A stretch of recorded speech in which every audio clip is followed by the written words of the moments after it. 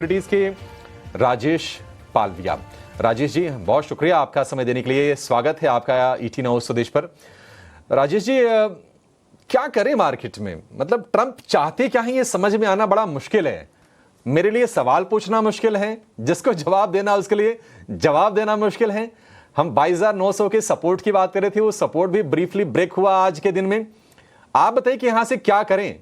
एक ट्रेडर जिसने लॉन्ग किया है वो क्या करे, कौन से लेवल्स का नीचे वेट करे सपोर्ट के लिए, और जिसने शॉर्ट किया है वो क्या करे, क्या उसके और पैसे बनेंगे बाजार में? जरा बताइए दोनों सिनेरियो में। देखिए, मार्केट में वापस आज जो मॉर्निंग में स्टेटमेंट आया है उससे वापस एक अनसर्टनिटी का माहौल फिर बनते हुए दिखा। हालांकि टैरिफ अनाउंसमेंट ऑलरेडी आया था और उसको मार्केट ने कहीं ना कहीं कल डाइजेस्ट करने की कोशिश भी करी थी और मार्केट फर्दर मूव ऑन करने के लिए कल एक अटेम्प्ट भी लेते हुए दिखा हमने मार्केट में। लेकिन आज वापस जिस तरीके से फार्मा सेक्टर को लेके जो स्टेटमेंट आया उससे वापस से एक अनसर्टेनिटी का माहौल बना और ये रहा कि ये अभी थमने वाला नहीं है। इस तरीके के स्टेटमेंट या इस तरीके के जो रेसिप्रोकल टैरिफ का जो अनाउंसमेंट यूएस से आ रहे हैं, तो हमें लगता है कि जब तक ये अनसर्टेनिटी पूरी तरीके से खत्म नहीं होगी और किस तरीके से कंट्रीज, बाकी कंट्रीज जहाँ पे भी ये टैरिफ लगे हैं और इंडिया पे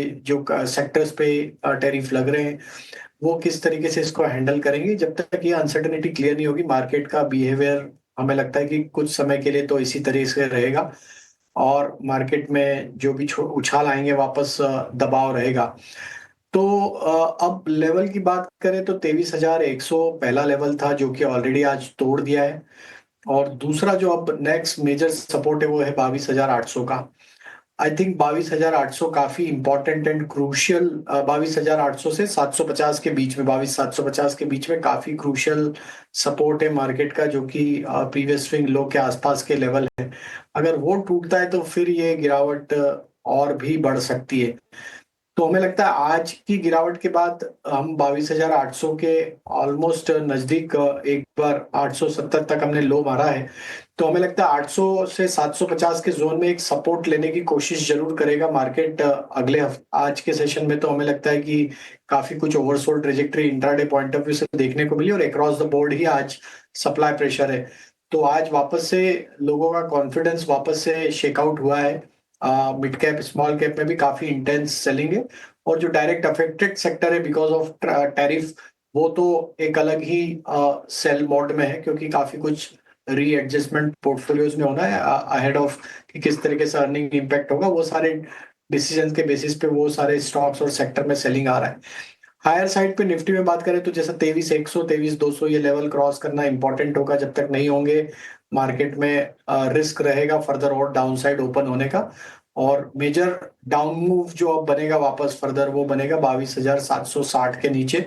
अगर वो टूटता है तो फिर 22,500 22,300 तक की जगह भी खुलते हुए दिखेगी। बैंक निफ्टी में एक आउट परफॉर्मेंस है, कहीं ना कहीं यहाँ पे एक रे ऑफ होप मार्केट को जो मिल रहा है वो बैंकिंग सेक्टर से मिल रहा है। आरबीआई पॉलिसी भी है, उसके चलते बैंक निफ्टी जिस तरीके से ऑलमोस्ट ग्रीन ट्रेजेक्टरी में ट्रेड कर रहा है, 51,500 को डिफेंड करने की कोशिश कर रहा है। तो मुझे लगता है अगर ये 51,500 51,400 के लेवल को होल्ड कर लेता है बैंक निफ्टी तो यहाँ जरूर बाइंग इंटरेस्ट बना हुआ है। और यहाँ पे हमें लगता है कि फिर 51,900 52,000 की तरफ बढ़ सकता है bank Nifty. But looking at the market scenario थोड़ा कॉशियसली ट्रेड करना होगा। 51,400 के लेवल को एज ए स्टॉप लॉस भी फॉलो करना होगा बैंक निफ्टी में। मार्केट सिनेरियो और जो पैनिक बटन दबा है इसके चलते कॉशियस रहना चाहिए, वॉच लिस्ट में रखना चाहिए। इनफैक्ट मार्केट को वही सबसे ज़्यादा रैशनल अप्रोच इस वक्त होगा, क्योंकि जिस तरह के सेंटिमेंट्स पैन आउट हो रहे हैं, हम देख रहे हैं ऑटोमोबाइल, ऑयल मार्केटिंग कंपनी आज सुबह परफॉर्म कर पा रही थी, वहाँ से अब हम देख रहे हैं कमज़ोरी का रुझान है। कच्चे तेल की चाल में जो गिरावट है उसका भी इम्पैक्ट जो बेनिफिशियरी प्लेयर्स पर होना चाहिए वैसा फिलहाल नहीं नज़र आ रहा है। फार्मा स्पेस, मेटल, आईटी, हर तरफ बिकवाली का दबाव लेकिन है इस सिचुएशन में स्टॉक पिकिंग करना। लेकिन किस तरफ की स्टॉक पिकिंग होगी? क्या बिकवाली की कॉल्स देंगे आप या फिर खरीदारी के स्क्रिप्ट्स भी हैं आपके पास? तो देखिए, आज मार्केट का टेक्सचर जिस तरीके से चेंज हुआ है उस हिसाब से यहाँ पे बिकवाली के ही ट्रेड है। हालांकि कुछ सिलेक्ट पॉकेट में अभी भी बाइंग अपॉर्चुनिटी है, लेकिन वो थोड़ा रिस्की बेट होगा, क्योंकि टेक्सचर अब सेल साइड का कन्वर्ट हो चुका है और इम्पोर्टेंट लेवल 23,100 को हम ऑलरेडी निफ्टी पे तोड़ चुके हैं। तो पहला स्टॉक जो शॉर्ट साइड में है वो आईटी स्टॉक है, HCL टेक, जहाँ पे क्लियर एक डाउन मूव बनते हुए दिखा है अक्रॉस द सेक्टर ही। यहाँ पे एक वीकनेस बनी हुई है। आईटी इंडेक्स ऑलरेडी काफी डिस्टेंस बना चुका है 200 डे मूविंग एवरेज को, उसको ब्रेक डाउन के बाद। तो यहाँ पे हमें लगता है कि ये सेक्टर की वीकनेस और फर्दर एक्सटेंड होगी। अगर कोई पुल बैक भी आएगा तो वो ज्यादा समय के लिए सस्टेन नहीं हो पाएगा और वापस वहाँ पे सप्लाई बनेगा। तो HCL टेक पे हमें लगता है लोअर साइड के टारगेट 1390 तक आते हुए दिख सकते हैं, तो यहाँ पे शॉर्ट किया जा सकता है विद स्टॉप लॉस ऑफ 1458। दूसरा स्टॉक शॉर्ट साइड का है वो है सीजी पावर। स्टॉक ने आज अपने 50 डे मूविंग एवरेज को आज ब्रेक डाउन किया है। स्टॉक एक अप स्लोपिंग चैनल में ट्रेवल कर रहा था डेली चार्ट पे, उसका भी ब्रेक डाउन कंफर्म होते हुए दिखा है। तो हमें लगता है जिस तरीके की वीकनेस यहाँ पे सीजी पावर में आज बनी है, ये फर्दर और एक्सटेंड होगी। डाउन साइड के टारगेट 565 560 तक आते हुए दिख सकते हैं। स्टॉप लॉस रखना होगा करीब 595 के आसपास। ओके, HCL टेक्नोलॉजीज और CG पावर, बिकवाली की तरफ की कॉल्स इस वक्त sell side strategy Rajesh ji की तरफ से आती हुई आपके स्क्रीन पर आप देख भी रहे हैं। Target stop losses HCL technologies 1458 के स्टॉप लॉस को मेंटेन कीजिएगा, 1390 का टुवर्ड्स डाउन साइड टारगेट। गिरावट है और गिरावट और ज़्यादा हावी होती नजर आ सकती है। इस वक्त हम देख रहे हैं ऑलमोस्ट 3.25% की बिकवाली। CG पावर में भी 565 के डाउन साइड टारगेट्स के लिए 595 का स्टॉप लॉस लगाते हुए सेल कॉल इनिशिएट करने की राय। लेकिन इस बीच before we move to other sectors, Rajesh ji, banks financials पर और पर्टिकुलरली HDFC बैंक पर आपका आउटलुक जरूर जानना चाहूंगी। HDFC बैंक, एक तो स्ट्रॉन्ग बिजनेस अपडेट्स आए और ड्यूरिंग दी सेशन भी अगर हम देखें HDFC बैंक के स्टॉक ने संभालने का काम जरूर किया। ऑफ कोर्स बाजार में इतनी ज़्यादा कमजोरी, पैनिक है कि ये एक प्लेयर या एक स्क्रिप्ट या एक सेक्टर कितना संभाल पाएगा। लेकिन HDFC बैंक और साथ ही बैंक्स फाइनेंशियल्स, लार्जर प्लेयर्स, छोटी मझौली बैंक्स पर अगर कोई राय बन रही है। तो बिल्कुल करेक्टली मानसी जी, यहाँ पे बैंकिंग सेक्टर जरूर होल्ड आउट करने की कोशिश कर रहा है और कहीं ना कहीं हमें लगता है कि ट्रम्प जो टैरिफ का वॉर है उसके चलते बैंकिंग सेक्टर को एज सच डायरेक्ट इम्पैक्ट तो नहीं होगा, लेकिन मार्केट के सेंटिमेंट काफी वीक है, इसलिए ये सेक्टर भी आज एक म्यूटेड बिहेवियर ही डिस्प्ले करते हुए दिख रहा है। हालांकि बैंकिंग सेक्टर को लिंक करते हुए RBI पॉलिसी काफी इंपॉर्टेंट होती है बैंकिंग सेक्टर के लिए, वो जरूर एक एक्सपेक्टेशंस यहाँ पे मार्केट ने RBI पॉलिसी से लगाए हुए हैं, जिसके चलते हमें लगता है जब तक वो आउटकम सर्टन नहीं होता है या जब तक वो आउटकम नहीं आता है, शायद बैंकिंग सेक्टर हमें लगता है कि एक पॉजिटिव बिहेवियर में ही ट्रेड करता हुआ दिखेगा। टेक्निकली भी स्ट्रक्चर बुलिश है। HDFC बैंक में स्ट्रेंथ है और 1800 के ऊपर बना हुआ है। हमें लगता है जब तक ये 1800 1790 के ऊपर बना हुआ है, यहाँ पे पॉसिबिलिटी की अटेम्प्ट करेगा जैसी मार्केट स्टेबलाइज होंगे या मार्केट में थोड़ी भी रिकवरी वापस बनेगी एक गिरावट के बाद, और अगर ये 1790 के ऊपर ही बना रहता है तो यहाँ पे फिर एक अटेम्प्ट लेगा स्टॉक टुवर्ड्स 1880 1890 की तरफ। तो यहाँ स्ट्रेंथ है। वहीं अगर हम देखें तो PSU बैंकिंग बास्केट भी काफी इंटरेस्टिंग लग रहा है। पिछले 3-4 दिनों में हम देखें कि काफी अच्छा बाइंग इंटरेस्ट छोटे PSU बैंकिंग स्टॉक्स में देखने को मिला है, जिसमें हमें union bank, bank of India, ये दोनों ही बैंक पसंद है। हालांकि आज गिरावट के चलते, मार्केट गिरावट के चलते थोड़ा करेक्शन जरूर बना है, लेकिन हमें लगता है कि यूनियन बैंक में अभी भी ब्रेकआउट इंटेक्ट है। 118 का लेवल अगर ये होल्ड आउट करता है इस गिरावट में तो यहाँ पे वापस अप मूव बनने की प्रोबेबिलिटी देखने को मिल सकती है। वहीं बैंक ऑफ इंडिया का भी स्ट्रक्चर देखें तो यहाँ पे भी हमें लगता है 109 इसके लिए इंपॉर्टेंट लेवल है। अगर ये नहीं टूटता है तो यहाँ पे भी एक पुल बैक बनते हुए दिख सकता है। तो छोटी PSU बैंक्स में हमने देखा है कि पिछले दिनों में स्ट्रेंथ आई है, बाइंग इंटरेस्ट बना है। अब ये देखना है कि अगले हफ्ते अगर मार्केट स्टेबल होते हैं तो ये बैंक्स भी एक आउट परफॉर्मेंस यहाँ पे बनाते हुए दिख सकती है।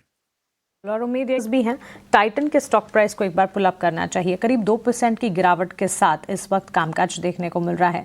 तेजस, एक बार आपसे राय जानना चाहेंगे। बिकवाली का दबाव तो हर तरफ है, लेकिन ये कुछ तमाम स्टॉक्स हैं। राजेश जी, आपसे जानना चाहेंगे, तेजस से संपर्क नहीं हो पा रहा है। ये कुछ तमाम स्टॉक्स हैं जहां पर बिकवाली और ज्यादा गहरा रही है। टाइटन डाउनसाइड ज्यादा विजिबल यहां से नजर आती है।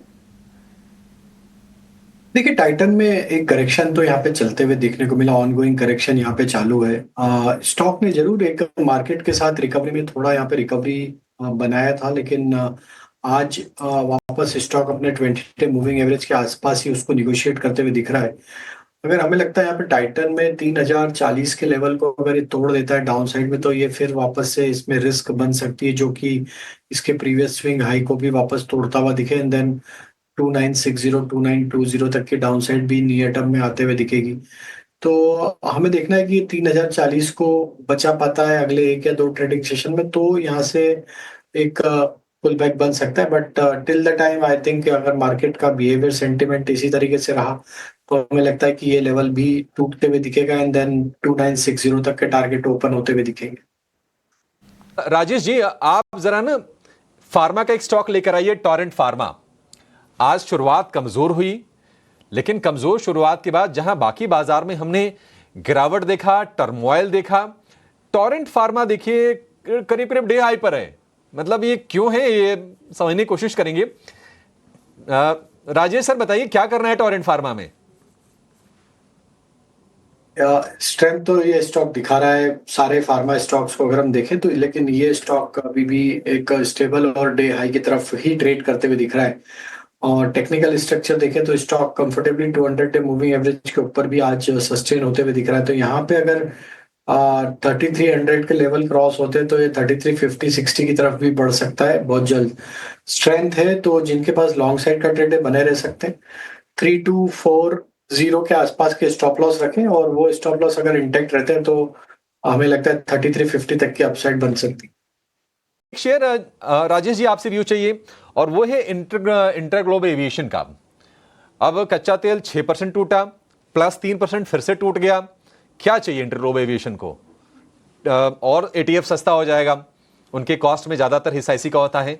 आगे बिजी ट्रैवल सीजन भी है, गर्मियों की छुट्टियां पड़ेंगी, 65% का डोमेस्टिक मार्केट शेयर है, 95% का पैसेंजर लोड फैक्टर है, मोनोपोली एक तरह से है, इंटरनेशनल रूट्स बढ़ा के वो 40 कर चुके हैं, सब कुछ तो है उसके फेवर में, चला भी है शेयर।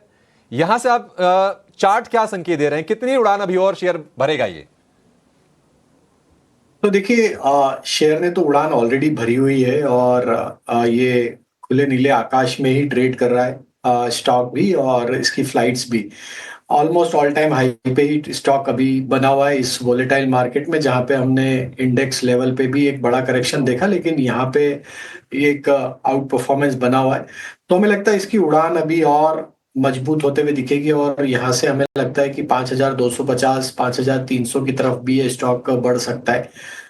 जरूर थोड़ा वोलेटाइल मार्केट है, तो यहाँ पे आप स्लो स्टडी बाय कर सकते हैं, कम क्वांटिटी में बाय कर सकते हैं, लेकिन यहाँ पे जब तक ये 4960 के ऊपर बना हुआ है, हमें लगता है ये स्टॉक में 5250 5300 के टारगेट नियर टर्म पर्सपेक्टिव में ही आते हुए दिख सकते हैं।